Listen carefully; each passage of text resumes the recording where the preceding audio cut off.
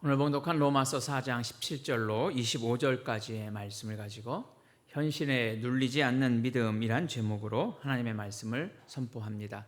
한번 따라서 해봅시다. 현실에 눌리지 않는 믿음. 미국의 어느 한인교회에 40대 총각이 등록을 하고 열심히 신앙생활을 하더랍니다. 꽤 열심히 신앙생활을 해서 이 목사님이 주변에 있는 교회에 한 처녀를 소개해 주었습니다.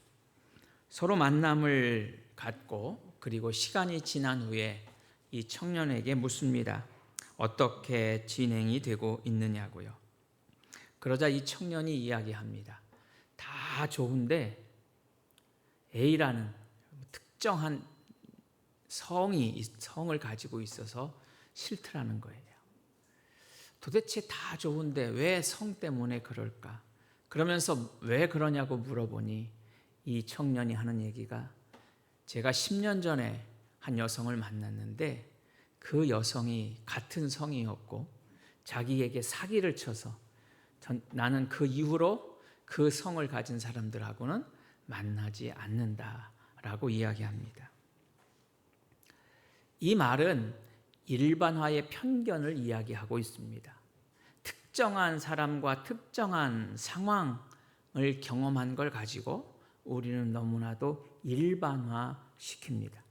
남자는 다 그래, 여자는 다 그래, 어디 사람은 그래, 어떤 지역 출신 사람들은 그래 등등 일반화를 시킴으로 인해서 생기는 편견이지요.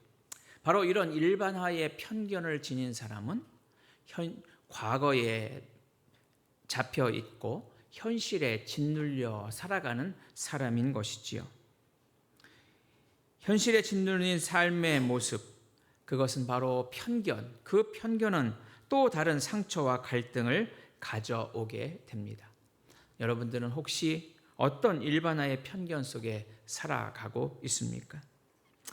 우리는 모두 현실에 살아가는 사람들입니다. 현대인의 현실의 삶은 매우 빡빡합니다. 압박이 심하지요.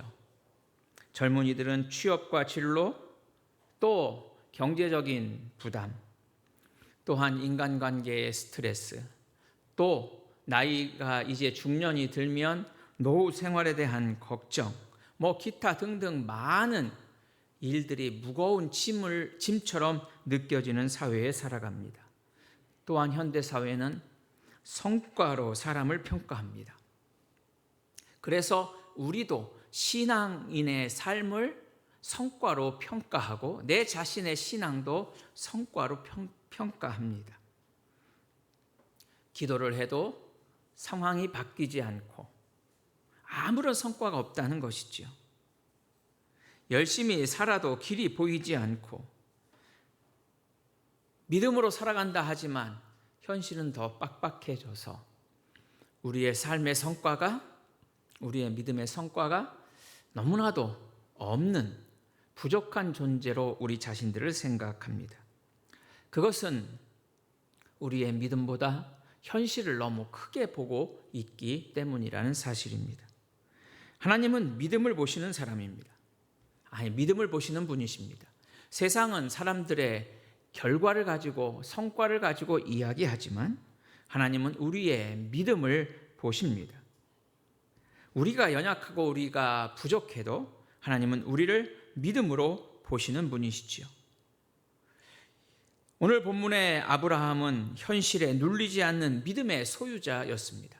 어떻게 하면 우리가 아브라함처럼 현실에 눌리지 않는 믿음의 소유자가 될 수 있을까요? 아브라함이 누렸던 현실에 눌리지 않는 믿음은 그 첫 번째는 바로 하나님을 바라보는 믿음입니다. 한번 따라서 합시다. 하나님을 바라보는 믿음.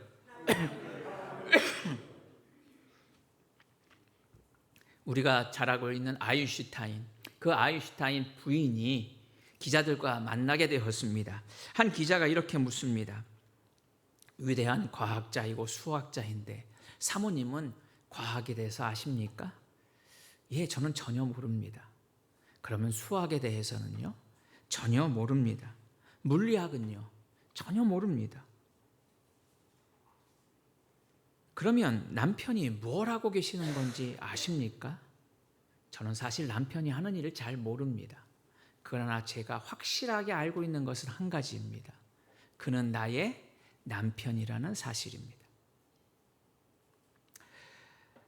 여러분, 하나님이 어떤 분이신지 혹은 하나님이 나에게 어떤 일을 행하시는지 우리가 정확히 알 수 없고 믿어지지 않는다 할지라도 우리가 한 가지 반드시 알아야 할 것이 있는데 그것은 바로 하나님은 나의 하나님이 되신다라고 하는 사실이죠. 그러므로 우리는 하나님을 바라보는 자가 되어야 합니다. 오늘 17절에 이렇게 말씀하고 있습니다.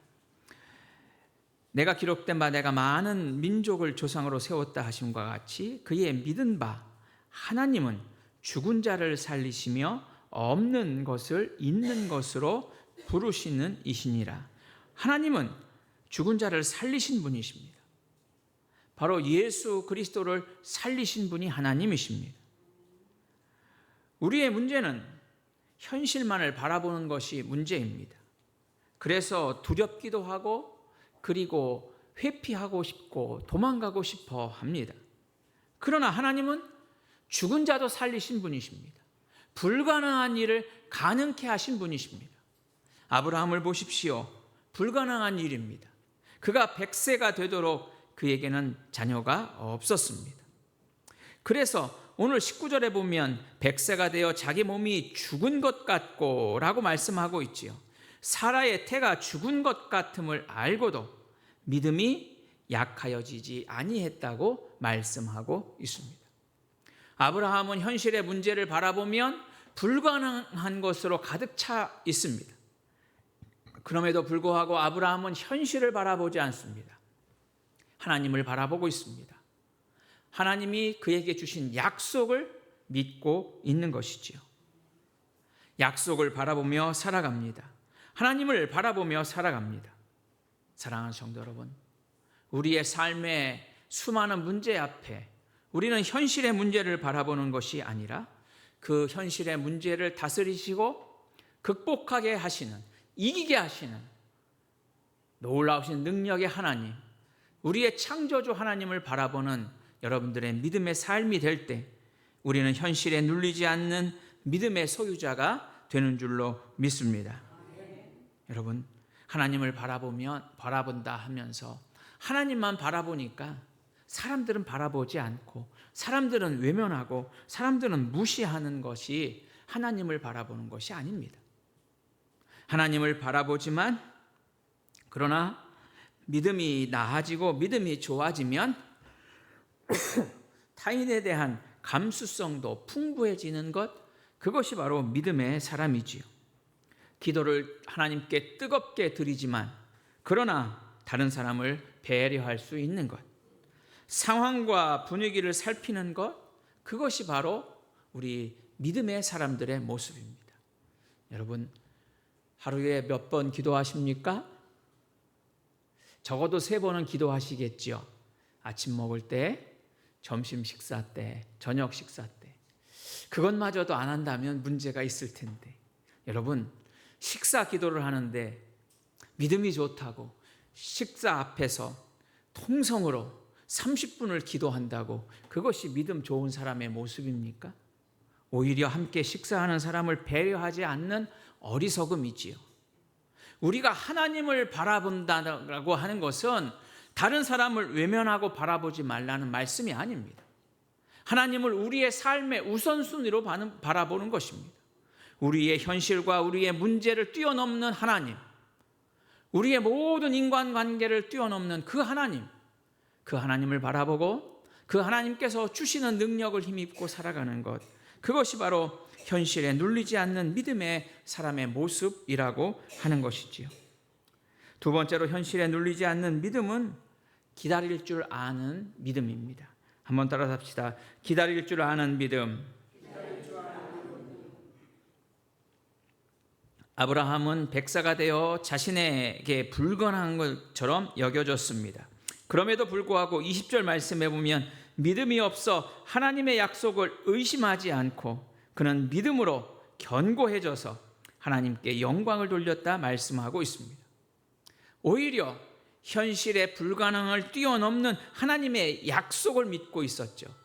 하나님의 약속을 믿는 자, 하나님의 약속을 믿고 살아가는 자들은 기다릴 수 있는 자들입니다.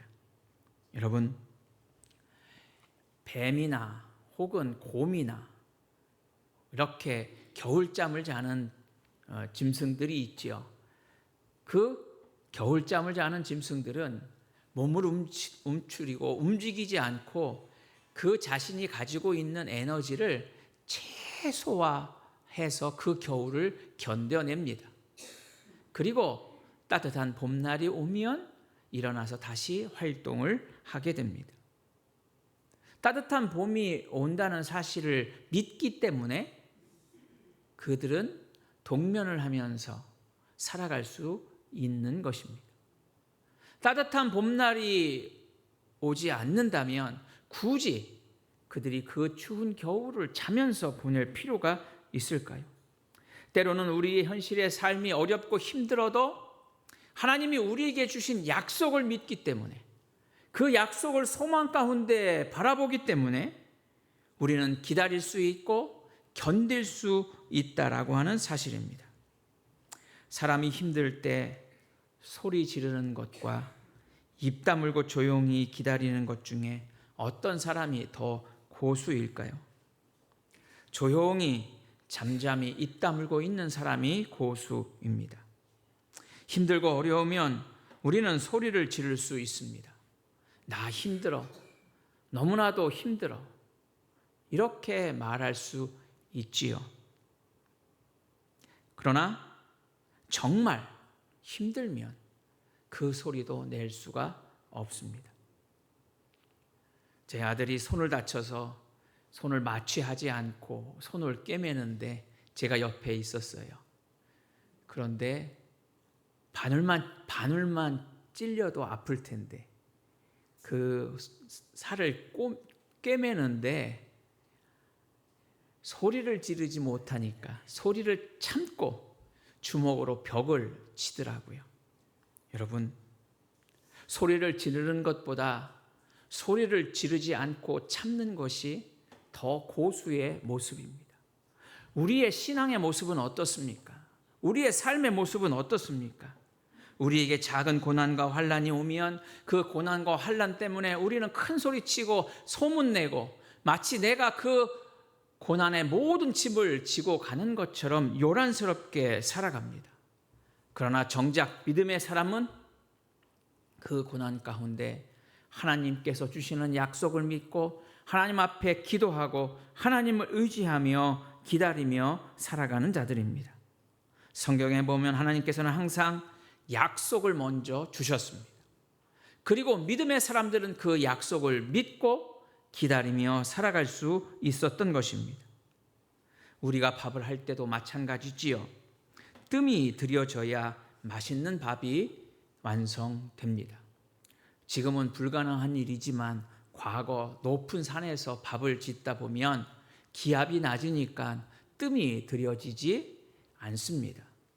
그리고 기압이 높아서 보통 100도씨에서 물이 끓어야 되는데 기압이 높으면 그 100도에까지 오르지 않은 상태에서도 물이 끓게 되어 있습니다. 그래서 산에서 밥을 잘 짓는 것, 다시 말해서 뜸을 잘 들으려면 이곳에서 지상에서보다도 더 오랫동안 기다려야만 할 수 있습니다. 사람은 끊임없이 성장을 기대하며 살아갑니다. 그러나 기다리지 못하면 우리는 온전히 성장할 수 없게 되는 것이죠. 사랑하는 성도 여러분, 우리의 현실의 삶의 무게에 짓눌려 살아가는 우리의 인생이 아니라 그 문제를 이기며 살아갈 수 있는 길이 있습니다. 그것은 바로 하나님이 주신 약속을 믿고 기다리는 것입니다. 신앙의 기다림은 헛된 꿈을 기다리는 것이 아닙니다. 일확천금을 꿈꾸는 것이 아닙니다. 소망이 있기 때문에 기다릴 수 있습니다. 하나님이 우리에게 분명히 약속해 주셨기 때문에 우리는 기다릴 수 있습니다. 소망이 있으면 기다림도 기쁘게 됩니다. 사랑이 있으면 기다림도 결코 지루하지 않습니다. 그러므로 우리는 소망과 사랑 가운데 기다림으로 삶이 기쁨이 되고 소망이 되고 사랑이 되는 우리의 복된 믿음의 삶이 되어야 될 줄로 믿습니다. 마지막으로 현실에 눌리지 않는 믿음은 하나님께 영광을 돌리는 것입니다. 한번 따라서 합시다. 하나님께 영광을 돌립니다. 오늘 20절 말씀의 하반절에 보면 아브라함은 하나님께 영광을 돌렸다라고 말씀하고 있습니다. 아브라함의 믿음은 결국 하나님께 영광이 되는 믿음이었습니다. 아브라함의 믿음은 결국 자신을 드러내는 것이 아니라 하나님을 드러내는 믿음이었습니다. 사람들은 현대 사회는 자신의 능력을 보여주라고 이야기합니다. 그러나 믿음의 사람들은 내 능력을 보여주는 것이 아니라 하나님을 드러내는 자가 되어야 한다라고 하는 것이죠.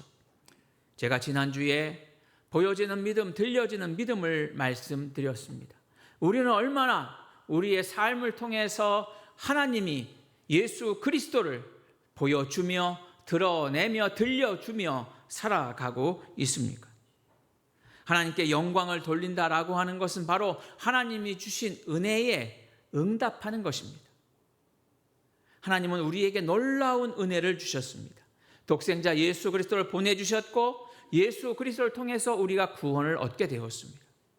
그 구원의 은혜에 응답하는 것, 하나님이 우리의 삶 가운데 환난과 고난 가운데서도 우리를 지키시고 인도하신 것, 그 하나님의 은혜에 응답하는 것, 그것이 바로 하나님의 영광을 드러내는 삶의 모습이라고 하는 것이지요. 믿음이 제일 좋은 사람은 누굴까요? 여러분들의 생각할 때 믿음이 제일 좋은 사람은 어떤 사람입니까? 11조를 하나님께 드리는 사람입니다. 예, 11조를 드리는 것도 믿음이 좋은 사람이지요. 믿음이 좋은 사람은 어떤 사람일까요? 바로 감사를 드러내며 살아가는 사람입니다. 믿음이 좋다는 것은 하나님이 우리에게 베푸신 은혜를 감사로 끊임없이 응답하면서 살아가는 것입니다. 그 응답이 사라지면 우리는 하나님이 주신 은혜가 있음에도 불구하고 불평합니다. 원망합니다. 질투하고 시기합니다. 감사는 직분이 있다고 감사하는 것이 아닙니다. 감사는 구원의 믿음으로 살아갈 때 감사할 수 있게 되는 것입니다. 사랑하는 성도 여러분, 하나님은 우리에게 한없는 은혜를 베풀어 주십니다. 그 한없는 하나님의 은혜에 감사로 응답하는 여러분들의 복된 믿음의 삶이 될 수 있기를 바랍니다. 세상 사람들은 결과만 보지만 하나님은 믿음을 보시고 우리의 삶의 과정을 보십니다. 실패 속에서도 포기하지 않는 믿음, 흔들려도 예배의 자리를 지키는 믿음, 답답해도 기도를 멈추지 않는 믿음, 미래가 불안해도 하나님을 온전히 신뢰하고 그 약속을 믿고 기다리는 믿음. 우리의 삶의 문제는 현실의 문제가 너무 많아서가 문제가 아니라 사실은 믿음 없이 살아가는 것이 가장 큰 문제입니다. 하나님 없이 살아가는 것이 우리의 인생의 가장 큰 문제이지요. 그러므로 현실의 문제에 짓눌리고 살아가는 것이 아니라 하나님과 함께 살아가는 여러분들의 믿음의 삶이 될 수 있기를 바랍니다. 그래서 오늘 사도 바울은 24절과 25절에 이렇게 이야기합니다. 우리 의로 여기심을 받을 우리도 위함이다. 바로 아브라함이 믿음으로 의롭게 되었는데 그 아브라함이 의롭게 된 것이 아브라함으로 끝난 것이 아니라 누구에게도? 우리에게도. 그래서 25절에 예수는 우리가 범죄한 것 때문에 내줌이 되고 또한 우리를 의롭다 하시기 위하여 살아나셨다. 예수님은 아브라함을 위해서만이 아니라 유대인들만을 위해서가 아니라 우리 모두를 위해서 죽으시고 부활하셨다라고 하는 거예요. 그러므로 우리는 아브라함의 믿음을 바라보면서 아브라함이 현실에 눌리지 않았던 그 믿음을 바라보면서 우리도 현실에 짓눌리지 아니하는 믿음의 소유자로, 또 예수 그리스도께서 우리를 위해 죽으시고 부활하셨기에 그 구원의 감격과 기쁨으로 의로운 신앙인으로 살아갈 수 있음을 기억하며 현실을 넘어 우리의 삶에 역사하시는 주님과 동행하며 믿음으로 살아가는 여러분들의 복된 한 주간의 삶이 될 수 있기를 주의 이름으로 축원해 드립니다. 기도합시다.